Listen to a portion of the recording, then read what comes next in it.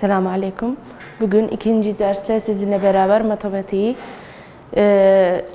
söyleyeceğiz ve anlatacağım. Ve 10. sınıf fen içindir bu. Ve bugünkü dersimiz denklemler ve eşitsizlikle ilgili olacak, üstler ve kökler. Denklem ve eşitsizlikliğin farkı nedir eğer sorarsanız? Denklem aynı bir denge gibidir. İkisi tarafta da birdir. Ama eşitsizlik biri artırdır bir tarafına. Yani eşitsizlikte daima bir taraf ağır gelir bir tarafta. Ama denklemde öyle değil. Daima sana bir soru verdiğimde eşitsizlik olsun, denklem olsun. Sen burada neyi bulacaksın? Bilinmeyen bir harfi bulacaksın. Mesela x'tir, y'dir, z'tir, ne olursa olsun onu bulmaya çalışacaksın. Daima bir denklem vereceğim sana. Denklemi çöz. Denklemi çöz dediğim zaman sen neyi bulacaksın? X'i bulacaksın. Mesela şimdi ilk önce denkleme gelelim. Denklemde kaç örnek sana vermişim. Bu örneklerde birincisi bu denklemi çöz sana diyorum. Bu denklemi vermişim ve eşitlik var burada. Eğer dikkat edersen. Eşitlik olduğu zaman denklemdir. Ama böyle eşitsizlik olsun büyük ya da küçük, bu eşitsizliktir. Şimdi denklemde daima x'ler bir tarafta, x olsun y olsun daima harfler bir taraf, sayılar bir tarafa alacaksın. Harfler. Mesela burada 2x var, bu tarafta 5x var. Ne yapacaksın? Bunu bu tarafa alacaksın. Bu eksi yok ya da başka bir harf yoksa, o sayıysa o tarafa alacaksın. 2x, bu 5 eksi sen bu tarafa alınca bunun sembolü değişecek. Mesela burada pozitifse o bir tarafa aldığın zaman olur negatif. Negatifse de aldığın zaman olur pozitif. Mühim sen bunun tersini alacaksın. Sembolün tersini. Burada 2 eksi aynı yazacaksın. 5 eksi bu tarafa al. 5 eksi sembolü pozitif. Bu tarafa aldığın zaman negatif olur. Negatif 5 eksi. 7'yi de o tarafa almışım. 9, negatif 9. Aynı yerinde kalmış. 7'yi o tarafa almışım.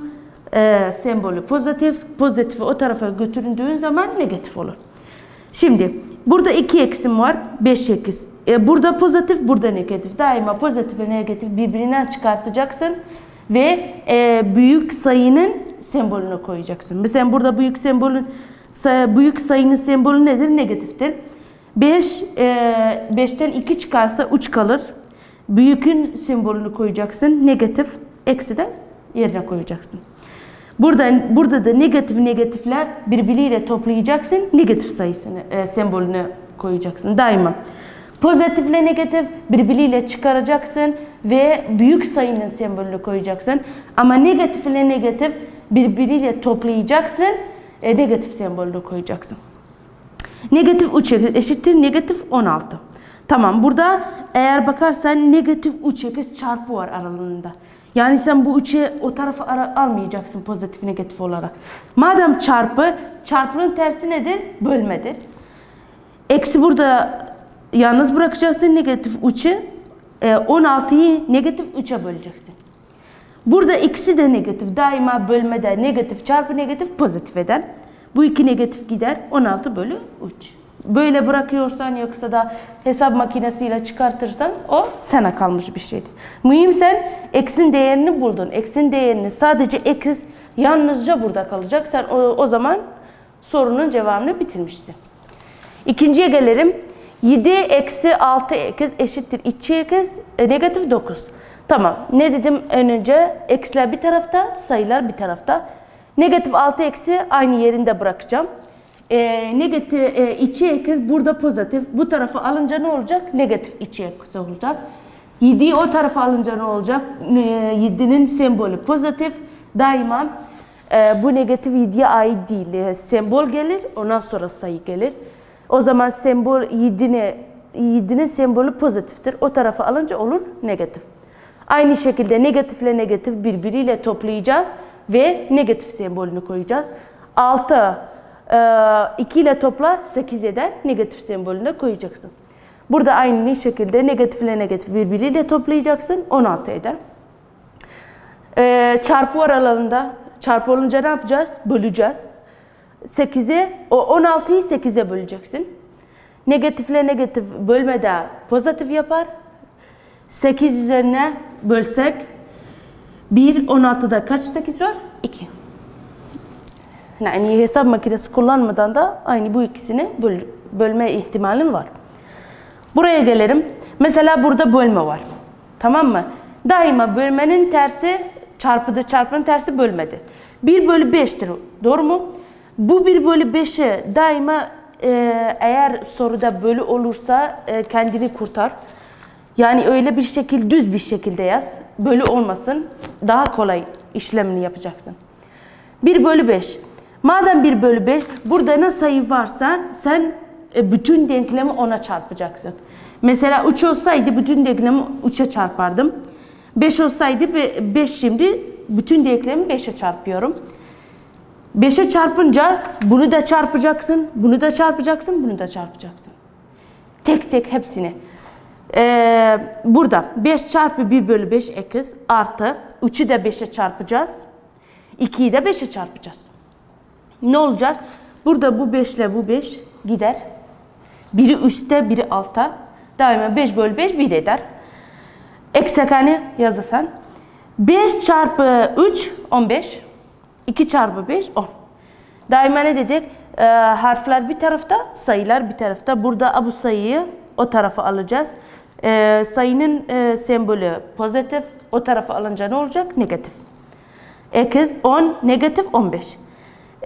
Burada bu pozitif, bu negatif. Pozitifle negatif birbiriyle çıkartacağız. Büyüğün sembolünü koyacağız. Büyüğün sembolü burada nedir? Negatiftir. Negatifi koy. 15 eksi 10, 5 eder. Bunu da evde ödev olarak deneyebilirsiniz. Burada eğer bakarsanız 1 bölü 3 var. Bir de 3 bölü 2 var. Sen eğer dersen her ikisini yapabilirsin. İlk önce yapabilirsin. 3'e çarpacaksın bütünü. Hepsini. Ondan sonra 2'ye de çarparsa o da olur. Benden alırsan 6'ya çarp. Bütün şeyi ikisinden de kurtulursun. Gelelim 4'üncüye. Burada parantezimiz var. Bu ikisinin arası çarpıdır. Daima parantezleri nesin yapacaksın? Bunu buna çarpacaksın. Bunu da buna çarpacaksın. Yani 2 çarpı 2 4y artı 2 çarpı 2 4. Bunu da aynı şekilde indireceksin. Bu tarafı da aynı şekilde yazdım. Bir işlem yapmadım bu tarafa. Y ile birlikte toplayacaksın. Burada y'miz var. Bak. Burada y. Birlikte toplayınca katsayıları toplayacaksın. Yani bu y'nin katsayısı kaçtır? 4. Bununki kaçtır? 1. 4 artı 1 5y. 4'ü kendisi gibi indir. Bunu da aynı şekilde indirdim. Burada 5y var. Burada da 3y var. Ne yapacaksın? Y harfler bir tarafta, sayılar öbür tarafta. Bu 3y'ni bu tarafa alınca sembolü pozitif, bu tarafa alınca ne olacak? Negatif. 4'ün sembolü pozitif, o bir tarafa götürünce ne olacak? Negatif. Tamam, şimdi bir şekilde kaldı. Ne yapacaksın? Katsayıları bunu çıkartacaksın. 5, 3 çıkart. Ne kalacak? 2'ye. Burada negatifle negatif birbiriyle toplayacaksın. Negatif sembolünü kullanacaksın. 4 ile 4 8 eder. Negatif sembolünü de koyacaksın. Aralarında çarpı var. Ne yapacaksın çarpı olunca? Böleceksin. 2 negatif 8 bölü 2. Hesap makinesi kullanmadan 2'ye böl. 1. 8'de kaç 2 var? 4. Negatifi de aynı şekilde indireceksin. Bu y'ni buldu. Daima denklemi çözme zamanında ne istersem yani yan o harfi bulacaksın. Y olsun, x olsun, z olsun hangi bir şey olursa. Gelelim eşitsizliğe. Eşitsizlikte yan büyük olur, küçük olur. Bununla bileceksin eşitsizlik. Her bir eşitsizliği çözünüz ve çözümü sayı kümelerin üzerinde belirleyin. Yani çözdüğün zaman bu denklemde sadece dedim çöz. Ama eşitsizlikte çözüm kümeleri üzerinde belirleyeceksin. Tamam mı? Yani sen eksi bulacaksın. Bulduğun zaman bu resmi, çözüm kümelerinin resmini yapacaksın. Onun üzerinde belirleyeceksin. Gelelim örnek 1'e. Örnek 1'de 5x eksi 6 büyüktür 14'ten. Aynı şekilde eksi bulacaksın. Denklemde nasıldı öyle. Eksiler bir tarafta, sayılar bir başka tarafta. Şimdi bu 6'yı o bir tarafa götürünce 6'nın sembolü negatif. Öbür tarafı alınca ne olacak? Pozitif. 14 artı pozitif yazacaksın. 5x yalnız kalacak burada. Büyüktür 14 artı 6 20. Tamam. Şimdi aynı şekilde burada çarpı aralarında. Madem çarpı var ne yapacaksın? Böleceksin. 20 bölü 5. 5 üzerine böl. 1. 20'de kaç 5 var? 4. Çünkü 4 çarpı 5 20 eder. Tamam. X büyüktür 4'ten. X'in değerini buldun. Birinci isteği sen yerine getirdin. İkinci isteği var. Çözüm kümeleri üzerinde belirleyeceksin. Nasıl olacak? Mesela bu pozitif öyle değil mi? Daima pozitif bu tarafta olur. Çözüm kümesine negatifler bu tarafta. Ben negatifleri yazmadım. İhtiyacım yok çünkü 4'deki pozitifti. 0, 1, 2, 3, 4 burada. Düşer bura. Daima mesela sayının yanında bir daire çizeceksin. O daireyi eğer burada eşitlik varsa o daireyi dolduracaksın. Burada eşitlik yoksa daireyi boş bırakacaksın. Bunu nasıl belirleyeceğim? Burada ne diyor? X büyüktür 4'ten. Yani hangi sayıları alacaksın? X'e göre. Yeri büyük 4'ten. Yani hangi sayıları? 5, 6, 7, 8 sonsuza kadar gider. Yani bu tarafı tutar. Resmini böyle yapacaksın. Gelelim ikinciye. Negatif 5. X artı 2 büyüktür ve eşit 3x artı 6. Burada parantez var. İlk önce bu parantezi hallet. Bunu buna çarp. Sembolle beraber çarpacaksın. Negatif 5x 5 çarpı x olur negatif 5x. Negatif çarpı pozitif negatif. 5 çarpı 2 10. Lütfen sembollere dikkat edin. Negatif olunca bazı şeyler olacak. Negatif çarpı pozitif negatif 5x. Negatif çarpı pozitif negatif. 5 çarpı 2 10 eder. Büyük ve küçüğü aynı şekilde yazacaksın. 3x artı 6 bir işlem yapmadım. Öylece yazdım. Tamam. Şimdi ne dedi? Eksiler bir tarafta, sayılar bir tarafta.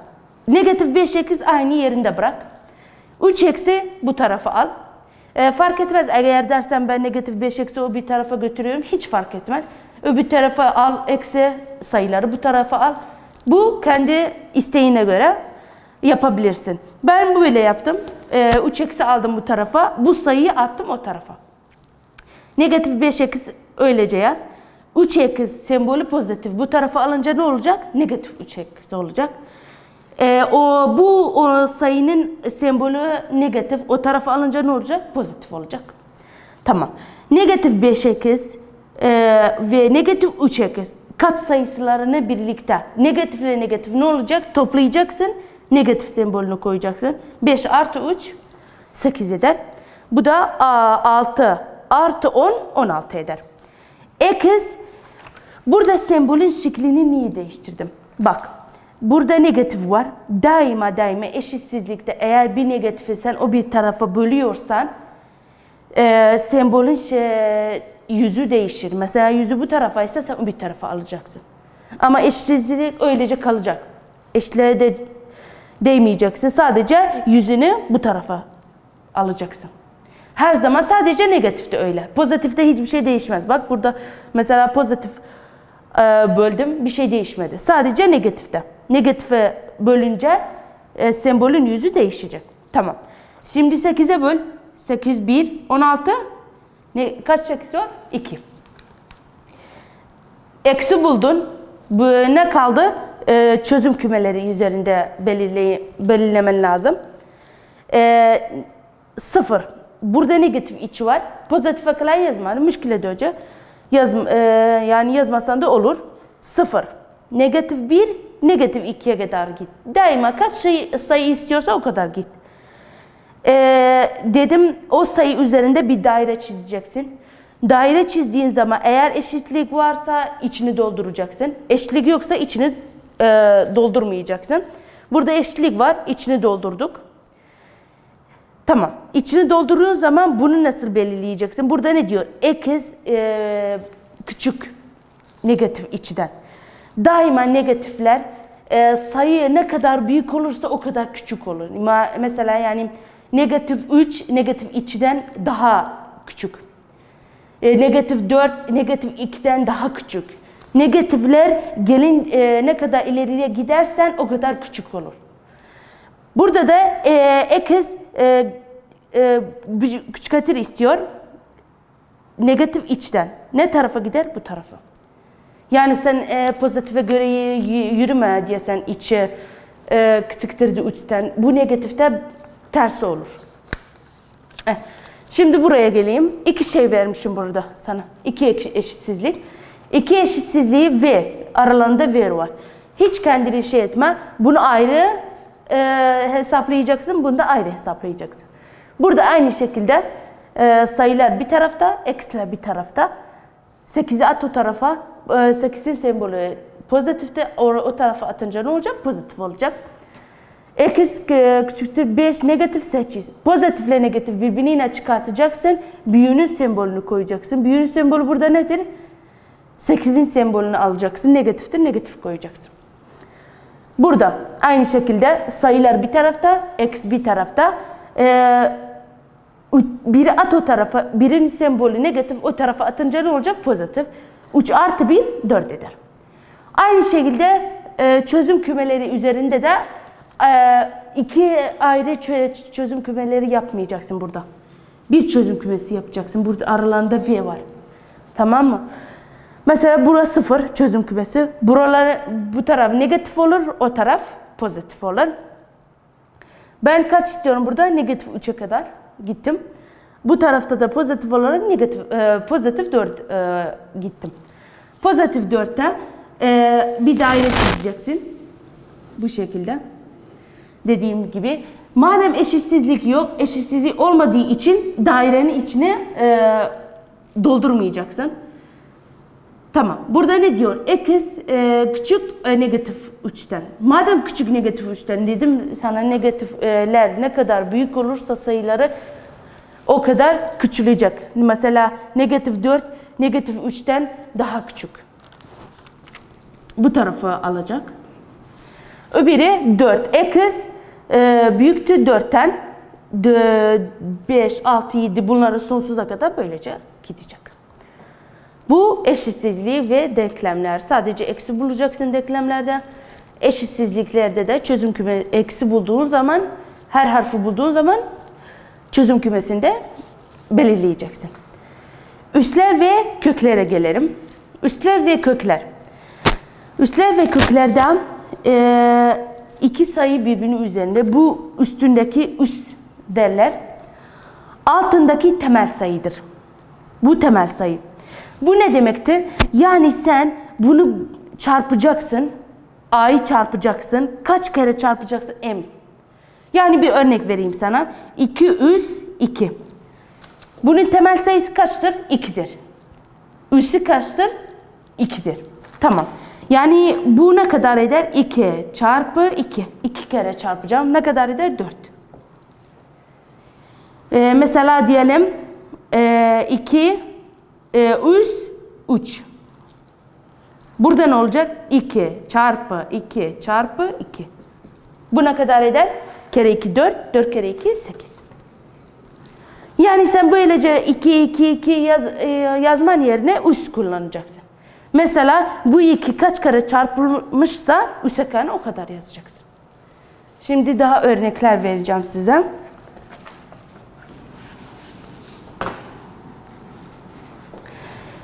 Bazı özellikleri söyleyeyim, ondan sonra örnek vereceğim. Mesela çarpıda, bölmede üsler ne olacak?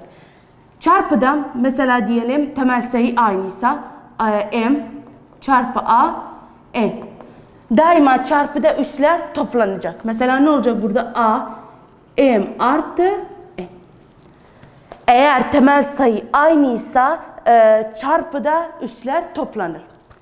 Bölmeden. Mesela diyelim A üs M, B üs N. Ne olacak burada? A yazalım. Bu daima bölmede üsler çıkartılacak birbirinden. Ama hangisi büyükse onun tarafına gider. Mesela diyelim burada bir örnek verelim. Y üs 7. Bir de Y üs 3. Bölmede üsler çıkartılır. Ne olacak? Y üs 7 eksi 3. Bu ne olacak? Y 7 üs 4 kalacak. Yani hangisi büyükse o rakam onun yanına gider ve çıkartılır. Hangisinin üssüsü büyükse onun yanına gider. Bir de mesela parantezlerde A üs M üs N. Parantezde daima üsler çarpılır. A M çarpı N. Mesela diyelim 2 çarpı 3 çarpı 4. Burada ne olur? 2 üs 3 çarpı 4 12. 2 üs 12. Bir de diyelim mesela A üs B var. Hepsi üs N. Tamam mı? Burada parantezi nasıl açacaksın? Bu üs hem A'ya gider hem de B'ye gider. Ne olur? A üs N, B üs N. Aynı bir şekilde. Mesela diyelim 2 sayı var ve üsleri M. Aynı şekilde her ikisine de gider. A üs M, B üs M. İkisine de üstteki hem bunu alacaksın hem de bunu. Örnek verince daha iyi anlayacaksınız. Mesela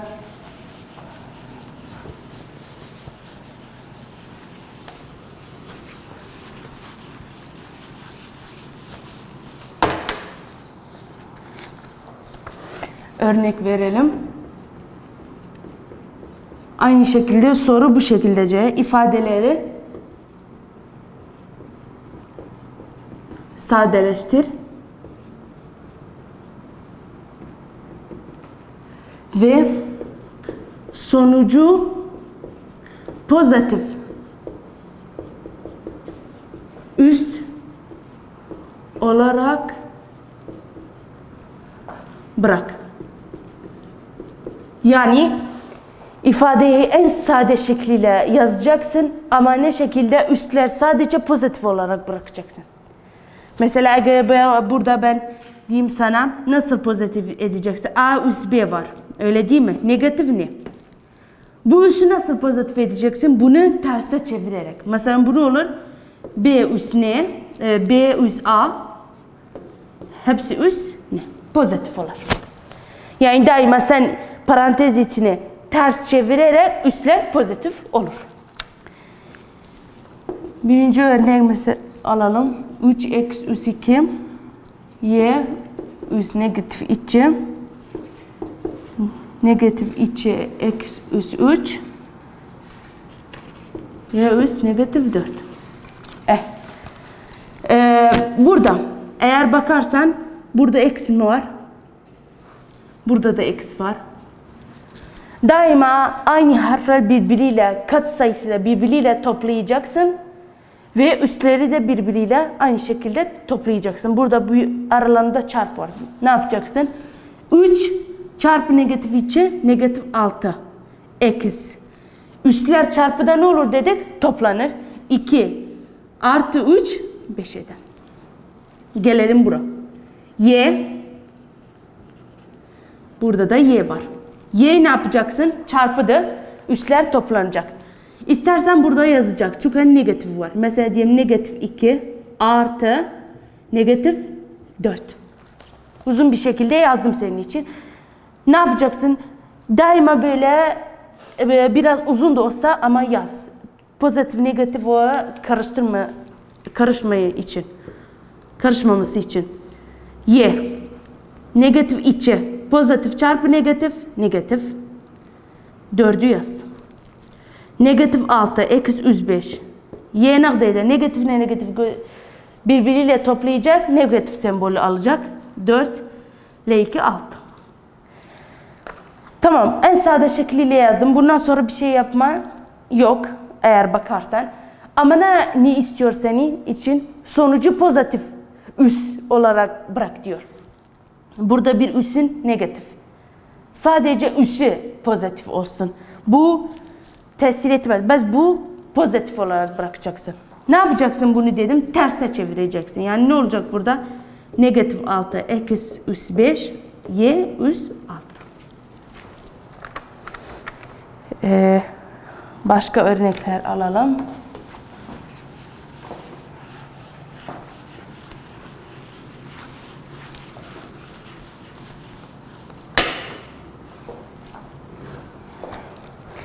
İkinci örneğe gelelim. Parantez olmalı. Negatif y üs 7 2 eksi üs 12 y üs 3. Hepsi parantez içinde üs 4. Aynı şekilde bu. Bölme var dedim. Bölmede ne yapacaksın? Üstler parantezin üstlerine gider. İkisine de vereceksin. Burada ne yapacak? Negatif y üs 7 parantez 4. Aşağıdaki ne olacak? 2 eksi üs 12 y üs 3. Üs 4. Ne yaptım burada? Sadece bu üsü buna verdim, buna da verdim. Şimdi parantezde üsleri de ne yapacağız? Çarpacağız. Buradan burada 4 çift. Daima çift olunca negatifle pozitif olur. Eğer bu üs tek olursa negatif olarak çıkar. Ama çift olursa negatif pozitif olur. Mesela burada y kalır. 7 çarpı 4 20.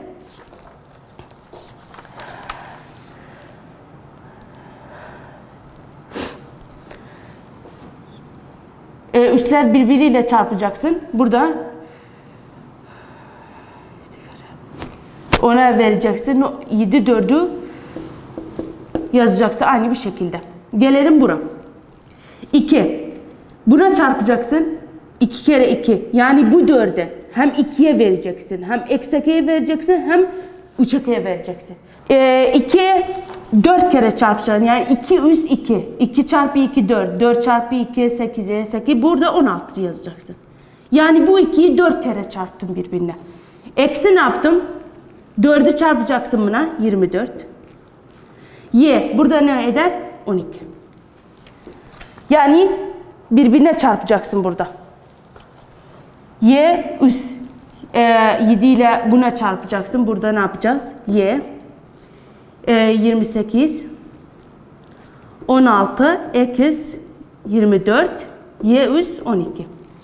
Burada eğer bakarsan y, burada da y var, burada da y var. Birbirine ne yapacaksın? Eksi edeceksin. Büyüğün yanına gider. 16 eksi 24 y üs 28 eksi 12. Aynı şekilde 16 eksi 24. Burada da 28 eksi 12 yapınca 16. Böyle eğer bakarsan bir şey yoktur. Sadeleşme. En son sadeleşme budur. Buraya kadar bugünlük. Teşekkürler.